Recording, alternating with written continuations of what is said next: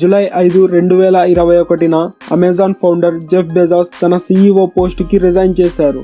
27 సంవత్సరాలుగా అమెజాన్ని ప్రపంచంలోనే పెద్ద కంపెనీల్లో ఒకటిగా చేసేందుకు ఎంతో కష్టపడిన తరువాత జెఫ్ బెజోస్ తన కలలను సాకారం చేసేందుకు బయలుదేరాడు.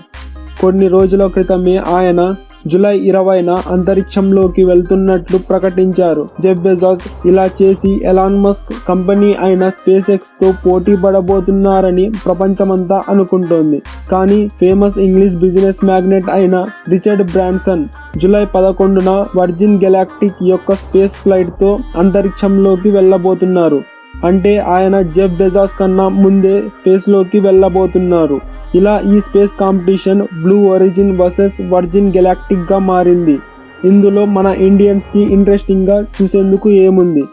మన ఇండియాకి చెందిన బండ్ల శిరీష కూడా జూలై 11న స్పేస్ లోకి వెళ్లే వర్జిన్ గెలాక్టిక్ క్రూ మెంబర్ గా ఉంది. కల్పనా చౌలా తర్వాత స్పేస్ లోకి వెళ్లే రెండో భారతీయ మహిళ కానుంది. ఈ వీడియోలో blue origin versus virgin Galactic యొక్క స్పేస్ రేస్ తో పాటు బండ్ల శిరీష గురించి కూడా డీటెయిల్ గా తెలుసుకుందాం. జూన్ 7, 2021న జెఫ్ బెజోస్ ఒక ట్విట్టర్ పోస్ట్ ద్వారా స్పేస్ లోకి వెళ్లడం తన చిన్నప్పటి కోరిక అని తెలిపారు. జెఫ్ బెజోస్ తన స్పేస్ కంపెనీ బ్లూ ఒరిజిన్ యొక్క రాకెట్ షిప్ న్యూ షెపర్డ్ లో వెళ్ళబోతున్నారు. న్యూ షెపర్డ్ ఒక వర్టికల్ టేకాఫ్ మరియు vertical landing crew rated space orbital launching vehicle. అంటే ఇది టేకాఫ్ మరియు ల్యాండింగ్ రెండు వర్టికల్ గానే చేస్తుంది. 2000 సంవత్సరంలో స్థాపించిన బ్లూ ఒరిజిన్ కంపెనీ ఈ రాకెట్ యొక్క ప్రోటోటైప్ ని చేయడం 2006 నుంచే మొదలుపెట్టింది.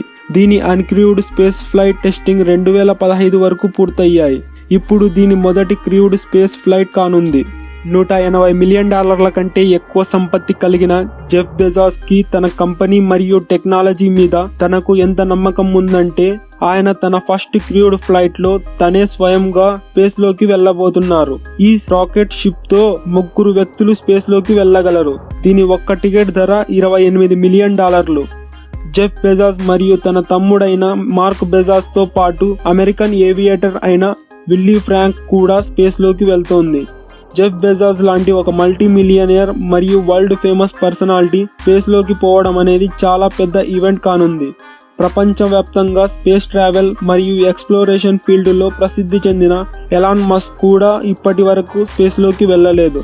అయినప్పటికీ జెఫ్ బెజోస్ స్పేస్ లోకి వెళ్లే కళతో పాటు బ్లూ ఒరిజిన్ నంబర్ 1 గా మారే కళకి బలమైన దెబ్బ ఎప్పుడు తగిలిందంటే English business magnate Richard Branson కూడా ఈ స్పేస్ రేస్ లోకి దుంకినప్పుడు. వర్జిన్ గెలాక్టిక్ ఒక British American space flight company. దీన్ని 2004లో రిచర్డ్ బ్రాన్సన్ మొదలు పెట్టారు. బ్రాన్సన్ VSS యూనిటీ అనే స్పేస్ క్రాఫ్ట్ లో స్పేస్ లోకి వెళ్ళనున్నారు. దీన్ని స్పేస్ షిప్ 2 అని కూడా అంటారు. ఇది ఒక sub orbital rocket power crewed space plane. VSS Unity ఇంతకు ముందే 3 సార్లు క్రూడ్ స్పేస్ ఫ్లైట్ ని తీసుకెళ్లింది. 3 సార్లు కూడా ఇది సక్సెస్ అయ్యింది. అయినప్పటికీ తన 4th స్పేస్ ఫ్లైట్ లో మొదటిసారి 4 వ్యక్తుల్ని తీసుకొని ఎగరనుంది. రిచర్డ్ బ్రాన్సన్ తో పాటు వర్జిన్ గెలాక్టిక్ యొక్క 3 స్పేస్ ఎలీస్ ఈ స్పేస్ మిషన్ లో పాల్గొంటున్నారు. Chief astronaut instructor Beth Moses, lead operation engineer Colin Bennett మరియు government affairs vice president Sirisha Bandla. వీరితో పాటు VSS యూనిట్ ని నడిపే 2 పైలట్స్ డేవ్ మెకే మరియు మైకెల్ ముసాచి కూడా ఉన్నారు.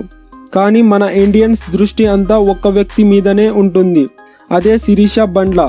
శిరీష ఏపీలోని గుంటూరులో జన్మించింది. కల్పనా చౌలా, రాకేష్ శర్మ, సునీత విలియమ్స్ తర్వాత స్పేస్ లోకి వెళ్లే 4వ ఇండియన్ ఆస్ట్రోనట్ కానుంది. కల్పనా చౌలా తర్వాత ఇండియాలో పుట్టి స్పేస్ లోకి వెళ్లే 2వ మహిళ కానుంది. శిరీష పుట్టింది ఇండియాలోనే అయినా తన 4 ఏళ్ల వయసులోనే US వెళ్లిపోయింది.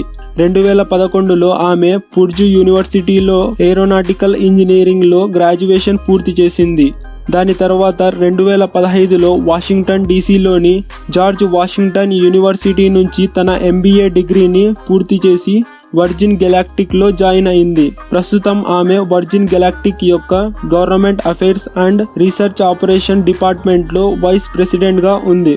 ఇండియాలో ఉండే శిరీష తాత బండ్ల రాఘయ్య తను చిన్నప్పటి నుండే ఎయిర్ క్రాఫ్ట్స్ స్పేస్ మీద ఎంతో ఆసక్తి చూపించేది అని అన్నారు. నాసాలో జాయిన్ అవ్వాలని శిరీష కల. కానీ తన ఐసైట్లో ప్రాబ్లం ఉండడం వల్ల నాసాలో సెలెక్ట్ కాలేదు. కానీ తన పట్టుదల నైపుణ్యంతో శిరీష ఇవాళ అమెరికన్ ఆస్ట్రోనాటికల్ సొసైటీ మరియు ఫ్యూచర్ స్పేస్ లీడర్ ఫౌండేషన్ యొక్క బోర్డ్ ఆఫ్ డైరెక్టర్గా ఉంది. జూలై 11న ఇండియన్ స్టాండర్డ్ టైం ప్రకారం సాయంత్రం 6:30 మీరు వర్జిన్ గెలాక్టిక్ యొక్క యూట్యూబ్, ట్విట్టర్ మరియు ఫేస్బుక్ ఛానల్స్లో ఈ మిషన్ యొక్క లైవ్ స్ట్రీమ్ని చూడొచ్చు. ఇది బ్లూ ఒరిజిన్ మరియు వర్జిన్ గెలాక్టిక్ మధ్య మొదలయ్యే స్పేస్ రేస్ కూడా అవుతుంది. రానున్న కొన్ని రోజుల్లో స్పేస్ ట్రావెల్ యొక్క కొత్త యుగం ప్రారంభం కానుంది. బ్లూ ఒరిజిన్, వర్జిన్ గెలాక్టిక్ మరియు స్పేస్ ఎక్స్ ఈ 3 ప్రైవేట్ కంపెనీలు ఫ్యూచర్లో స్పేస్ టూరిజం బిజినెస్ని తమ స్వాధీనం చేసుకోవాలనుకుంటున్నాయి. ఈ కంపెనీలు నాసా దృష్టిని ఆకర్షించి నాసా ఫ్యూచర్ ప్రాజెక్ట్స్లో భాగం అయ్యి తమ బిజినెస్ని పెంచుకోవాలనుకుంటున్నాయి. అందువల్లనే ఈ స్పేస్ రేస్ జరుగుతోంది.